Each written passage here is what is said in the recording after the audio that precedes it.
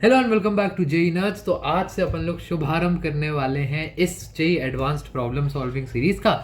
रोज सवेरे अपन लोग 10 साढ़े 10 बजे एक वीडियो आ जाएगा तुम्हारे पास, जहां पे अपन लोग बढ़िया बढ़िया जो इंपॉर्टेंट चैप्टर्स हैं उसके जेई एडवांस लेवल के पीवाईक्यू सॉल्व करेंगे। मैं तुम्हें बताऊंगा कि देखो कैसे भयंकर भयंकर दिखने वाले क्वेश्चंस अगर ढंग से बस पढ़ लिए जाए, क्वेश्चन रीड करने की एबिलिटी तुम में आ जाए, तो कितनी आसानी से तुम लोग बढ़िया क्वेश्चन सॉल्व कर सकते हो। जेई 2024 वालों को तो ये इस तरीके से यूज करना है कि अपन लोग रोज प्रैक्टिस कर रहे हैं, तो अपने को सुबह ही बैठ जाना है, क्वेश्चन प्रैक्टिस करना और बाकी के दिन के लिए टोन और मोमेंटम सेट कर लेना है। और जेई 2025 और 26 वाले भी इनको सॉल्व कर सकते हैं। वो ये देख सकते हैं कि भाई साहब जेई एडवांस में सवाल कैसे आता है और जेई एडवांस का सवाल कैसे बनाया जाता है, क्या तरीका है, सही तरीका, कैसे सवाल को पढ़ना है, कैसे सवाल को अटेम्प्ट करना है, कैसे अप्रोच करना है, वगैरह वगैरह। तो इसी के साथ अपन लोग स्टार्ट करते हैं।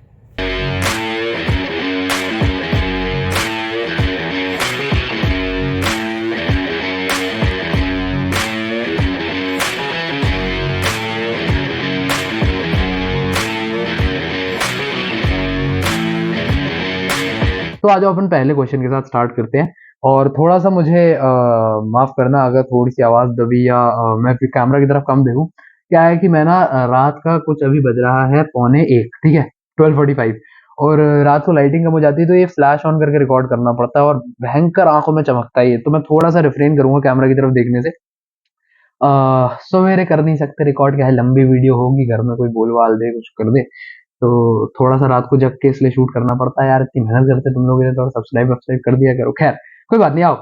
जेई एडवांस 2020 का सवाल है, अपन पहला सवाल सॉल्व कर रहे हैं। मेरा मेन फोकस रहेगा तुम्हें सवाल को ब्रेक डाउन करके कैसे अप्रोच करना है, कैसे हमला करना है वो बताने का।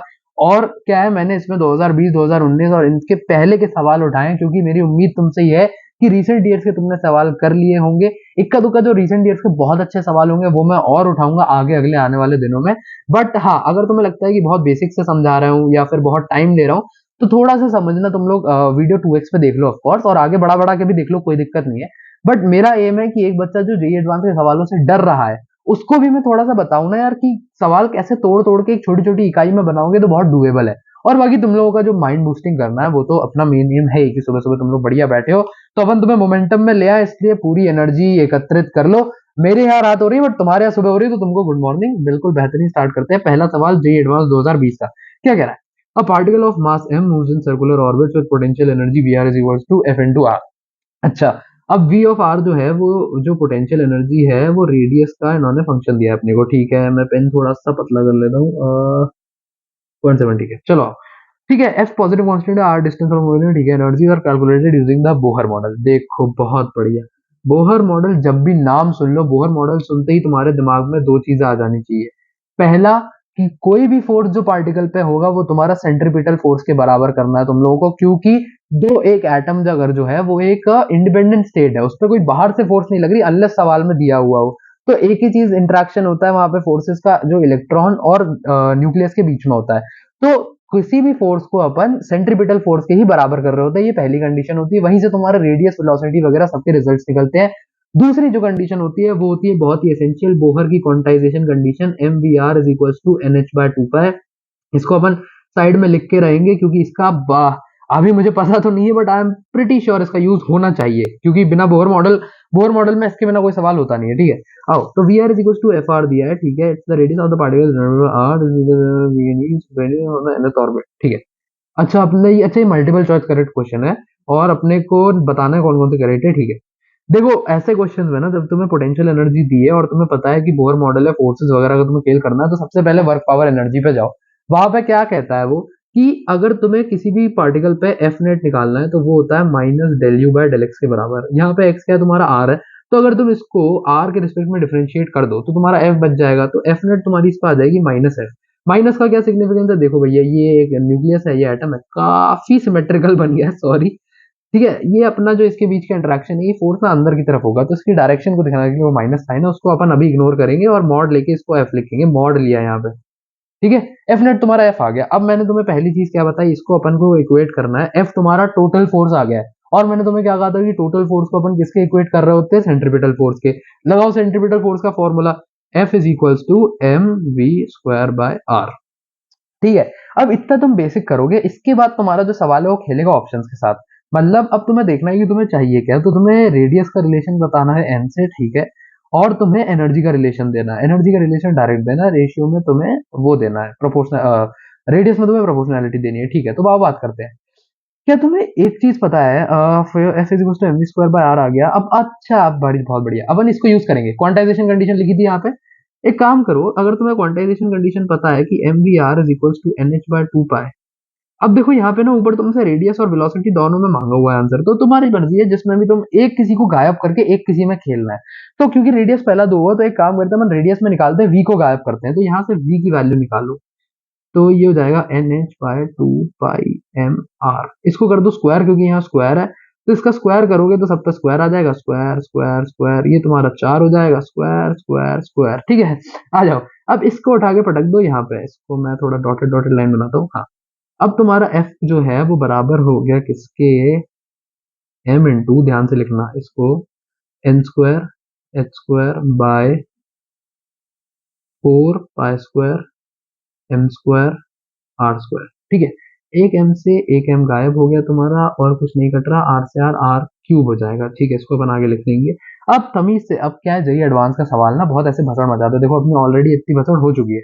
अब अपन जैसे जैसे नीचे करते जा रहे हैं ना, जरूरी है कि अपन जो चीजें अपनी आई हैं, ये तुम वहां पे भी ध्यान रखना, तुम्हें नोट पैड मिलता है, तो सवाल करते वक्त कोशिश करो कि साफ सुथरा एक ऑर्डर बाय ऑर्डर सवाल करते जाओ, वरना क्या है, बीच सवाल में कहीं खो जाओगे, फिर गड़बड़ हो जाएगी।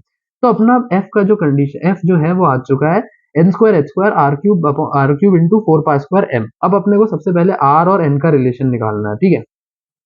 एफ कांस्टेंट है, इसको मैं तमीज से लिख ही लेता हूँ तुम लोगों के लिए, जो मैं खुद जो ज्ञान दे रहा हूँ उसको अप्लाई भी तो करूँ भैया। N square by H square, N square by H square, four pi square, क्या लिखा है, एम इंटू आर क्यूब। बताओ अपनी राइटिंग पे क्या लिखा है, बोलना पड़ रहा है, क्या देना है, ठीक है। अब आर क्यूब को मैं इधर लेके जाऊंगा अगर, तो आर क्यूब डायरेक्टली प्रोपोर्शनल बनेगा, ये कांस्टेंट है, ये कांस्टेंट है, ये कांस्टेंट है, ये कांस्टेंट है, मास ऑफ इलेक्ट्रॉन कांस्टेंट है, तो आर क्यूब तुम्हारा सिर्फ, आर क्यूब इधर गया है तो आर क्यूब तुम्हारा एन स्क्वायर के डायरेक्ट प्रोपोर्शनल आएगा। तो आर को मैं डायरेक्टली प्रोपोर्शनल लिख सकता हूँ एन की पावर टू बाय थ्री के। क्या ऐसा कोई ऑप्शन मिल रहा है मेरे को? बहुत बढ़िया, ऐसा ऑप्शन मेरे को सीधा बी मिल रहा है, मेरे को वो मारने की जरूरत भी नहीं पड़ी वेलोसिटी। बट मैं तुमको वेलोसिटी भी निकाल के दिखा देता हूँ। देखो, अब मैंने सोचा कि पहले भाई साहब तुम्हें आर के लिए वी भी निकाल के दिखाऊं, तो मैं थोड़ा शूट भी कर लिया था, बट फिर मैं कहा यार रहने देते हैं, क्यों, क्योंकि तुम्हारे लिए हल्का सा होमवर्क भी मैं देना चाहता हूँ। इसके जस्ट बाद तुम जाओ, और तुम्हें तरीका बता के जाऊंगा, बहुत मुश्किल नहीं है, मैं सवाल थोड़ा सा अलग से मार्क करके तरीका बता के जाऊंगा। देखो क्या है, यहाँ तुमने आर निकाला था, आर में नहीं, वी में वी निकाला था, और यहाँ पे इक्वेशन में वी को पुट करके तुमने आर और इसमें एफ में एक रिलेशन बना लिया था, ठीक है।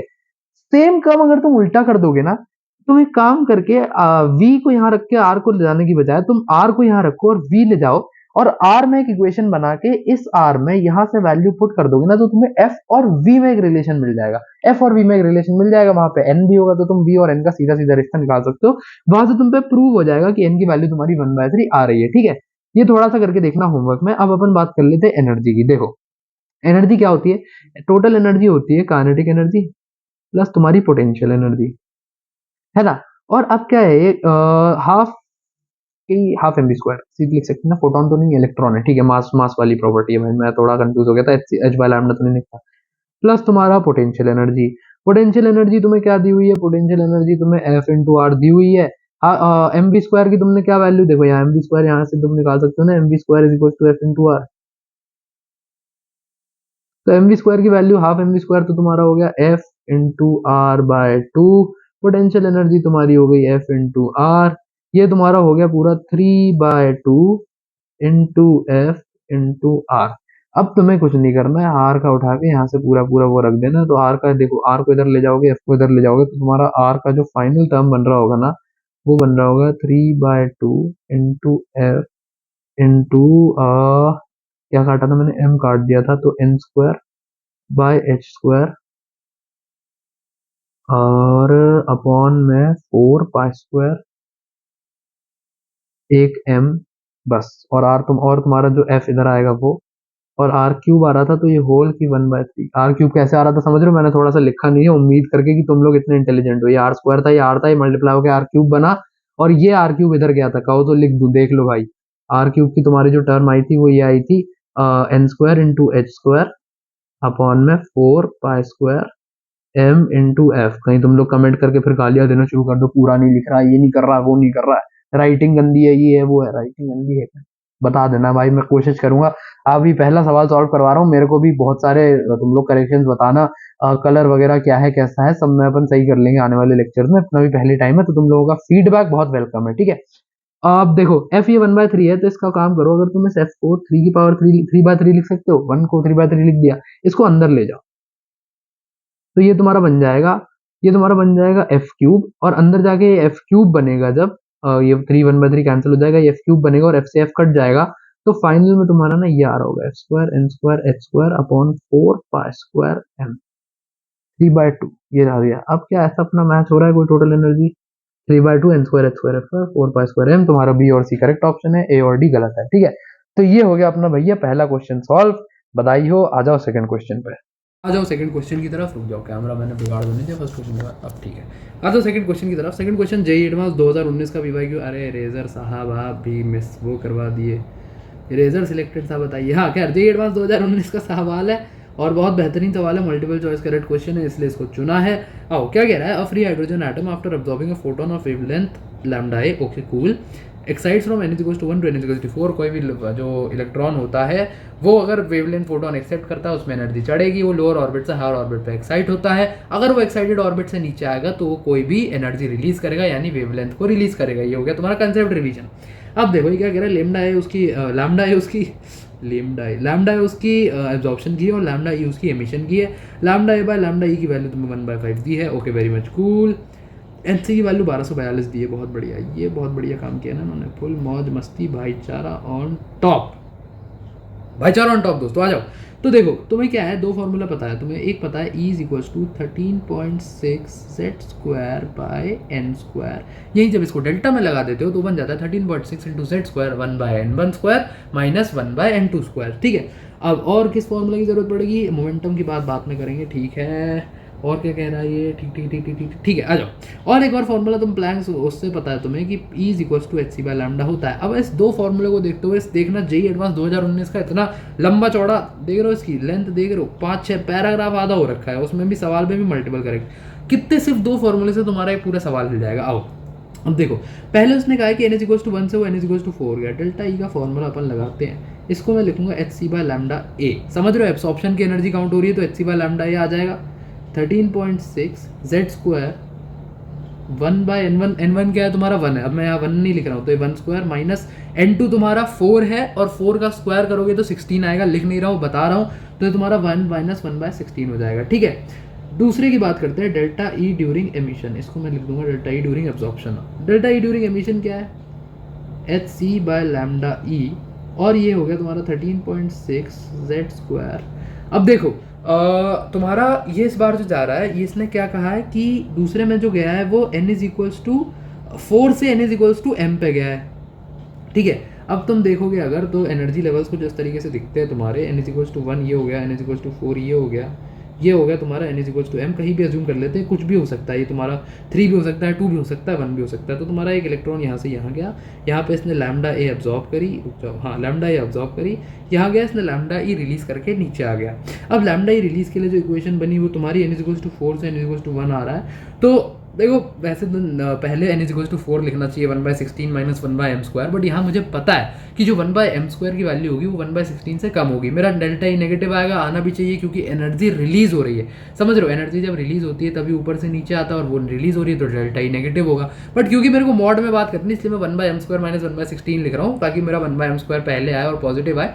बाकी कोई गलत नहीं, अगर तुम्हारा 1/16 पहले लिख रहे हो तो नेगेटिव आएगा, उसका सिग्निफिकेंस मैंने तुम्हें बता दिया, ये मैंने लिख दिया 1/m² - 1/16। अब अपना पते की बात जो है ना सवाल में, वो है ये रेशियो। अब देखो लैम्डा ए दिया है, लैम्डा ई दिया है, और इस पूरे दोनों सवालों में तुम्हें एक चीज़ पता चल रही होगी कि ये कांस्टेंट, ये कांस्टेंट, ये कांस्टेंट, ये कांस्टेंट सब कट मर जाएगा एक दूसरे से। तो एक काम करो, बढ़िया इक्वेशन 2 इसको नाम दो, इक्वेशन 1 ऊपर वाली को 2 दे रहा हो बहुत बढ़िया, इक्वेशन 2 इसको नाम दो, इक्वेशन 1 इसको नाम दो, और तुम्हें क्या है, lambda A by lambda E, lambda A ऊपर लाना है, लैम्डा ए अगर ऊपर लाना है तो तुम्हें इक्वेशन 2 को डिवाइड में लाना पड़ेगा, ताकि ये नीचे से ऊपर चला जाए। तो एक काम करो, तुम इक्वेशन 1 को इक्वेशन 2 से डिवाइड कर दो, equation 1 divided by equation 2, equation 1 मेरी नीचे वाली है, तो यहाँ से तुम्हारा मिल जाएगा lambda A by lambda E की जो वैल्यू है, जो कि दी हुई है 1/5, वो तुम्हारा किसके बराबर हो जाएगी। अब इक्वेशन 1 को इक्वेशन 2 से डिवाइड करो तो ऊपर तुम्हारा आ जाएगा 1/m² माइनस 1/16, नीचे तुम्हारा आ जाएगा 1 माइनस 1/16 कितना होता है, 1 को लिखोगे 16/16 माइनस 1/16, 16 माइनस 1 15/16। इतनी फोर्थ क्लास की गणित नहीं करके दिखाऊंगा, सीधे 15/16 लिख रहा हूँ, लेकिन किसी को अगर डायरेक्टली नहीं समझ आता हो, स्टेप खा जाए तो मैं उसके लिए भी बता दिया। 15/16 को इधर ले आओ, 1/5 into 16/16 is equals to 1/m² minus 1/16, ये कट के 3, ये 1/16 इधर आया, 1/m² is equals to 3/16 plus 1/16, 1/m² is equals to 4/16, 4/16 को सीधा 1/4, और 1/m की वैल्यू हो गई तुम्हारी 1/2, तो यहाँ से m की वैल्यू हो गई 2। एक रिजल्ट आ गया, ऐसा मुझे लग रहा है, एक आधा ऑप्शन में पूछा हुआ था, पूछा है क्या, बहुत बढ़िया, तुम्हारा डी ऑप्शन तो हो गया करेक्ट। अब अपने को आगे निकालना है, अब तुम्हें क्या निकालना है, लैम्डा ई। अब देखो लैम्डा ई के लिए तुम्हें इक्वेशन मिली हुई है, यहाँ सॉल्व कर दूँ भाई, देखो ये वाली इक्वेशन यूज़ करूँगा, वैसे मैं दोबारा एक्सप्लेन करता ही, बट फिर भी रेफरेंस के लिए देख लो, ये वाली इक्वेशन 1 यूज़ कर रहा हूँ, इसी को यहाँ लिख रहा हूँ। H C bye lambda E की जो वैल्यू है वो है 13.6 into z² into 1/m² minus 1/16, और 1/m² को मेरी वैल्यू मिली हुई है वो है 1/4 माइनस 1/16। और क्या इसने z की वैल्यू के लिए कुछ कहा, हाइड्रोजन आटम कहा था ना, देखो ये तो z तुम्हारा 1 हो गया। एच सी की वैल्यू दी हुई है तुम्हें 1242, तो 1/लैम्डा E is equal to H C नीचे जाएगा तो 13.6 डिवाइडेड बाय 1242, 1/4 माइनस 1/16 तुम्हारा 16 को इधर ले जाओ, 4 को इधर ले जाओ, 16 माइनस 4 12, 12/16 इंटू 4, तो 4 से 3 कटा, 3/16 आएगा। कैसे कर रहा हूँ समझ आ रहा है ना, यहाँ पे मैंने एलसीएम लिया, 4 माइनस 1/16 तो 3/16, भाई इतना तो मतलब आना चाहिए यार समझ में, 3/16 आ गया। अब मैं इसको रेसिप्रोकल कर लेता हूँ, lambda E is equals to 1242 into 16/13.6 into 3। अब देखो इसको तुम्हें कैलकुलेट करना होगा, खुद करोगे तुम लोग कैलकुलेट, तुम्हारा घर का काम है, और मैंने इसको कैलकुलेटर से करा, मैं खुद कह रहा हूँ कि मेरे को जेईई एडवांस 2024 में नहीं बैठना, तुमको बैठना है। तुम इसके लिए कैलकुलेटर का इस्तेमाल नहीं करोगे क्योंकि एग्जाम टाइम में तुम्हें कैलकुलेटर यूज़ करने नहीं देता। अभी के लिए बता दे रहा हूँ, खुद सॉल्व करना इसको बाकायदा। अभी के लिए बता देता हूँ, इसका आंसर आता है 487 नैनोमीटर, और यहाँ पे फंस जाता है बच्चा, उसे लगता है कि यार एक ऑप्शन जो दिया है वो 400 के इतने पास दिए है, 418 वाला आंसर यही आना चाहिए, कहीं मैं कुछ कैलकुलेशन में गलती तो नहीं कर रहा। तो दो तरीके की हरकत करेंगे यहाँ पे लोग, बेवकूफ़ लोग। पहला बेवकूफ़ क्या करेगा, वो अपनी दोबारा कैलकुलेशन चेक करने बैठ जाएगा कि यार मैंने कैलकुलेशन गलत तो नहीं करी।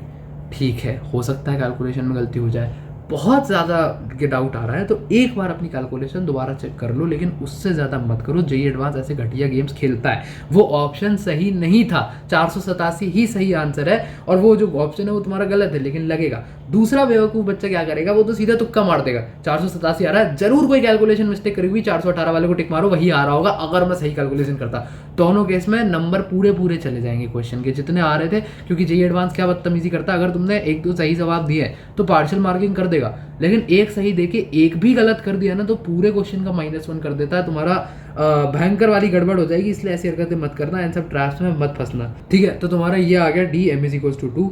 अब थोड़ा सा मैंने कट दोबारा लिया, क्या है थोड़ा पीछे बैकग्राउंड में आवाज़ आने लगी थी थोड़ा सा, ठीक है। तो अब अपन क्या है, दूसरा सेगमेंट क्या है, यहाँ पे क्वेश्चन में तुमसे डेल्टा पी और डेल्टा पी की बात करिए, मैं थोड़ा जूम कर देता हूँ तुम्हारे लिए। डेल्टा पी और डेल्टा पी की बात करिए तो आप निकाल लेते हैं कौन सा पार्ट अपन मिटा सकते हैं जो अननेसेसरी है। अब ये पार्ट मिटा देते हैं, रुक जाओ, यहाँ पे अपन थोड़ा सॉल्व करेंगे आगे, ठीक है। ये सब तुम्हें लैम्डा तुमने निकाल लिया, बहुत बढ़िया, अच्छा काम किया। देखो अब क्या है, तुम्हें पता है कंजर्वेशन ऑफ मोमेंटम नाम की एक बला होती है, सब मिटा रहा हूँ, ये तुमने देख लिया ना, कंजर्वेशन ऑफ मोमेंटम नाम की एक बला होती है। अब देखो एटम का सिस्टम है, उसमें से एक फोटोन रिलीज हुआ, तो एटम पे बाहर से तो कोई फोर्स लगा नहीं, जो भी हुआ सब अंदरूनी हुआ, तो कंजर्वेशन ऑफ मोमेंटम अच्छे से एप्लीकेबल है यहाँ पे। तो अप्लाइंग कंजर्वेशन ऑफ मोमेंटम, क्या तुम ये कह सकते हो कि जो टोटल मोमेंटम है वो कंजर्व रहेगा, है ना, टोटल डेल्टा पी जो है वो 0 रहेगा।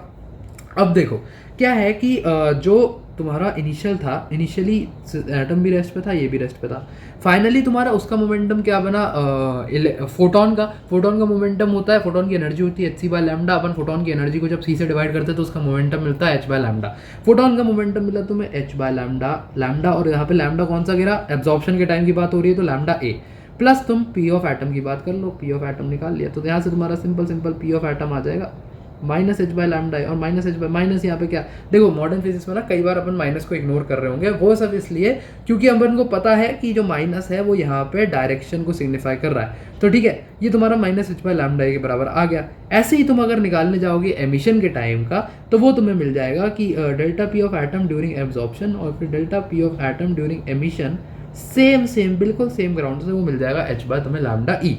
ठीक है, अब तुम बस इसका क्या है रेशियो निकाल दो, तो delta P A upon delta P E is equals to delta P A, तो ये lambda E by lambda A, lambda A by lambda E का तुम्हें रेशियो दिया था, lambda E by lambda A का रेशियो तुमने निकालना है। अब देखो एक सेकंड रुक जाओ, lambda A by lambda E का रेशियो तुम्हें 5 दिया हुआ था ना, लैम्डा ए का लैम्डा ई का रेशियो तुमने यहाँ पे भी निकाल दिया, बस फिर क्या मौज है। ये तुम्हारा कितना आना चाहिए, बट एक सेकंड, 1/2 नहीं, n2 का n4 यार 1/2 तो नहीं आएगा, क्योंकि लैम्डा ई बाय लैम्डा है तुम्हारा सीधा सीधा 1/5 का रेसिप्रोकल 5 बन जाएगा। ठीक है, तो ये तो गलत है, ये तो बहुत सीधे सीधे गलत हो गया यार। इतना आसान तो मुझे नहीं लगा था कि लैम्डा ई बाय लैम्डा ही सीधा सीधा ही आ गया यार, बताओ यार, ये तो ज़्यादा ही आसान पूछ लिया। खैर, रेशियो ऑफ काइनेटिक एनर्जी की बात करते आओ। काइनेटिक एनर्जी तुम्हें पता है, जो जब एनर्जी जो होती है वो z² के वो होती है, प्रोपोर्शनल होती है, और एक उस सिस्टम में जो टोटल एनर्जी होती है वो काइनेटिक एनर्जी का नेगेटिव होती है, और पोटेंशियल एनर्जी दोनों का डबल होती है। Total energy potential energy plus kinetic energy हो रहा होता है, तो क्या होता है ऐसा कि टोटल एनर्जी पोटेंशियल एनर्जी होती है तुम्हारी 27.2, उसमें से 27.2 of course with all the factors साथ में, उसमें से तुम 13.6 का इसका माइनस कर रहे होते हो, और फिर लास्ट में तुम्हारी टोटल एनर्जी आती है 13.6 इंटू z²/n², जो कि तुम्हारी काइनेटिक एनर्जी का नेगेटिव होता है। ठीक है, तो वो z²/n² के प्रोपोर्शनल होती है। सेम फॉर काइनेटिक एनर्जी, वो भी z²/n² के प्रोपोर्शनल है। और तुम्हें पता है कि क्या पूछा इसने यहाँ पे, n is equals to m to the state n is equals to 1, n is equals to m से n is equals to 1, तो देखो n is equals to m क्या था, 2 था, तो अगर मुझे ke1/ke2 का रेशियो निकालना है, तो क्या मैं ये कह सकता हूँ कि ये रेशियो सीधा सीधा बराबर होगा n2² के, और n2 तुम्हें क्या दिया है यहाँ पे, n is equals to 1, n is equals to m to n is equals to 1, तो n is equals to m तुम्हारा n1 हो गया क्योंकि पहले लिखा है, तो नीचे आ जाएगा, तो 2 का स्क्वायर 4 और 1, तो तुम्हारा रेशियो बन गया 1/4, जो कि सीधा सीधा इस ऑप्शन में दिया है, तो तुम्हारा आंसर हो जाएगा सी। तो इस क्वेश्चन में तुम्हारे कौन कौन से करेक्ट हो गए, तुम्हारा ऑप्शन सी और ऑप्शन डी करेक्ट हुआ, सी एंड डी। ठीक है, चलो फटाफट अब तीसरे क्वेश्चन पे देखो। तीसरा क्वेश्चन क्या है, जेईई एडवांस 2019 का, अरे भैया फिर इरेजर, ये भैया जेईई एडवांस 2019 का क्वेश्चन है यार, साल मिटा दे रहा है इरेजर, बताओ।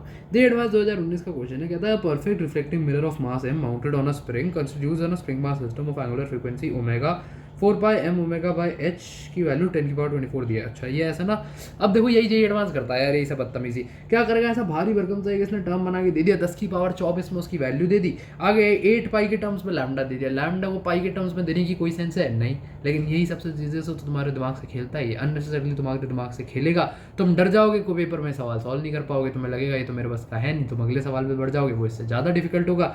जबकि अभी मैं जब इसको सॉल्व करूंगा ना, तुम्हें समझ आएगा, देखो ब्रेक करके सॉल्व करके दिखाता हूँ कितना ज़्यादा ईजी सवाल है ये।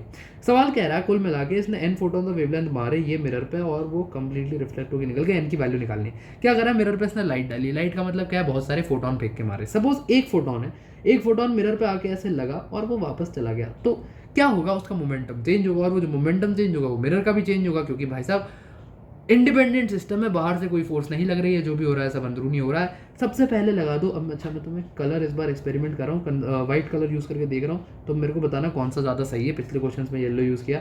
देखो कंजर्वेशन ऑफ मोमेंटम लगाओ, जो फोटोन पहले आया तो उसका इनिशियल मोमेंटम क्या रहा होगा, h/λ, ठीक है, और मिरर तुम्हारा रेस्ट पे तो इसका 0।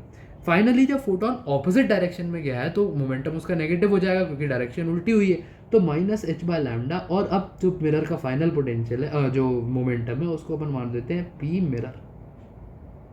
ठीक है, बेहतरीन। अब देखो p मिरर की वैल्यू तुम्हें यहाँ से क्या मिल गई, 2h/λ।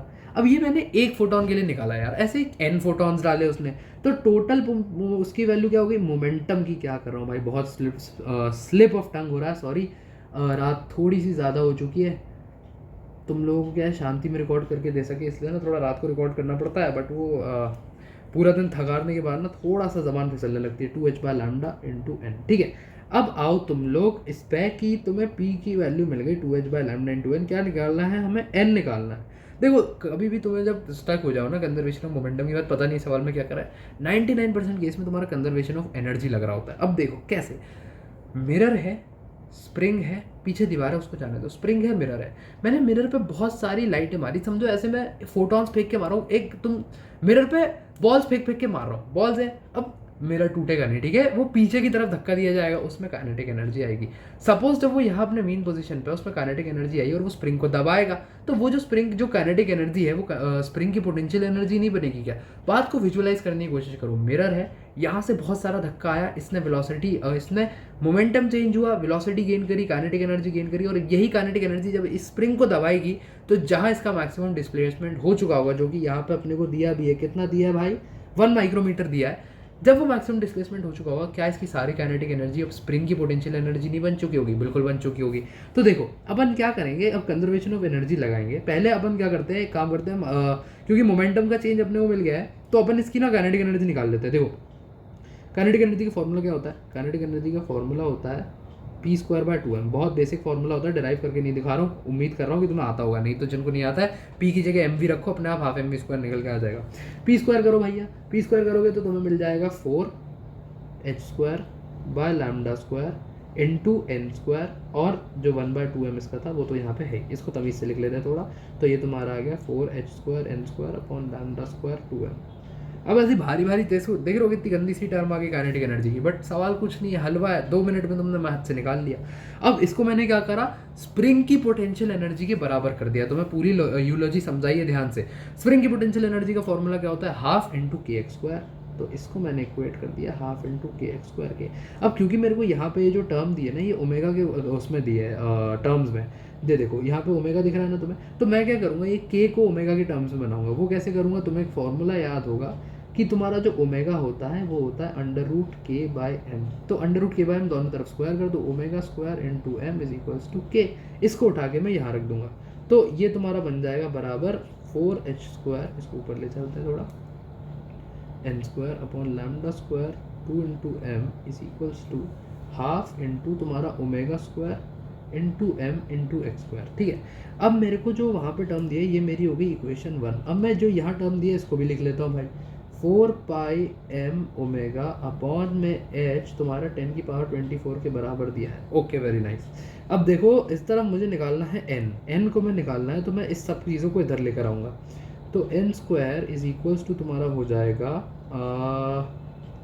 यहाँ पे एक लाइन मार देता हूँ मैं, n² = हाँ, तो ये 2 से 2 चला जाएगा, 1/4h², और नहीं h² तो नीचे आएगा ना, क्या कर रहा हूँ यार, सॉरी, एक सेकंड इरेज करने दो इसको,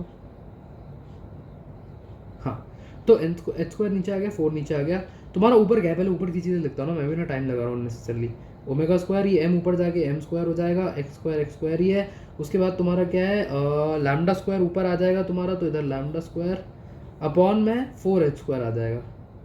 अब देखो तुम्हें ओमेगा दिया है, यहाँ पे पाई दिया है, अच्छा देखो अब m ओमेगा और h ये तब मुझे कॉमन दिख रहा है, तो मैं m ω/h की वैल्यू जो है वो मैं लिख लूँगा 10⁻24/4π, ठीक है।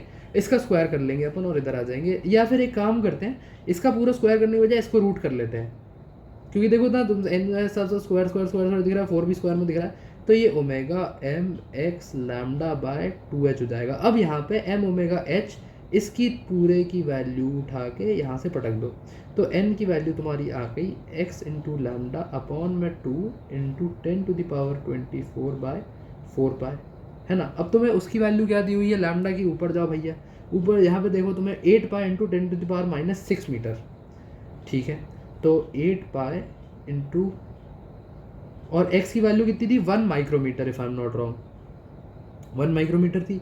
1 माइक्रोमीटर तुम्हारा होता है 10⁻⁻6 मीटर, तो इसको 10⁻⁻6 8π और अपॉन में x × λ तुम्हारा 8π × 10⁻⁻6 दिया है, 10⁻⁻6 ये भी हो गया तुम्हारा, ये पूरा तुम्हारा लैम्डा है, सिर्फ इतना है ना, इसको मैं बैक कर लेता हूँ एक बार बैक, और हाँ ये तुम्हारा इतना लैम्डा है, ये तुम्हारा वो है x है, उसके बाद अपन डिवाइड बाय 2 × 4π × 10⁻24, तो ये तो 8π से 8π कैंसिल हो गया, 10⁻12 बनेगा, 10⁻24 बनेगा, तो आंसर तुम्हारा आ जाएगा 10⁻12।